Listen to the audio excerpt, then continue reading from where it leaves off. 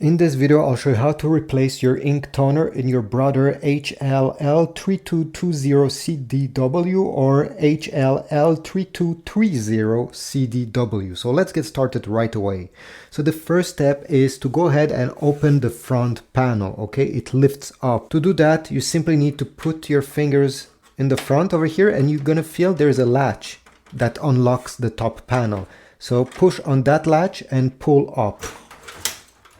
Okay, if the lid falls down, just push it all the way up, it will lock in place. This is where you're going to find all the 4 toners that this printer takes. It's important to replace them and put them in the same order, obviously.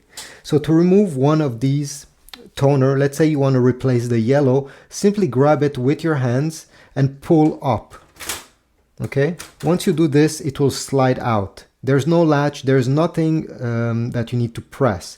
Okay, simply remove it, take your new toner, again, make sure that it's the yellow one. You can see here, yellow, magenta, cyan, and black.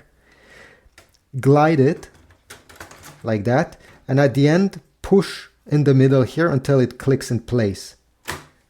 Just like that, okay? Make sure it's staying there, and this is about it. Do the same for all the other ones.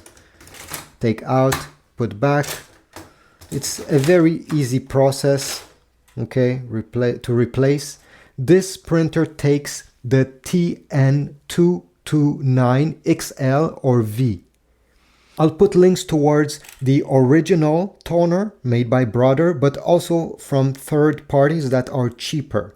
Every time you go through my links, I get a very small commission from Amazon and it helps my channel, and that's a good way to support myself. All right, so once you have finished, close down the lid. You simply need to bring it down. And this is about it. By the way, this can be done with the printer turned off like it is right now or turned on. It does not matter. Thanks for watching. Leave a like, subscribe. Again, check my links down below and I'll see you in the next video.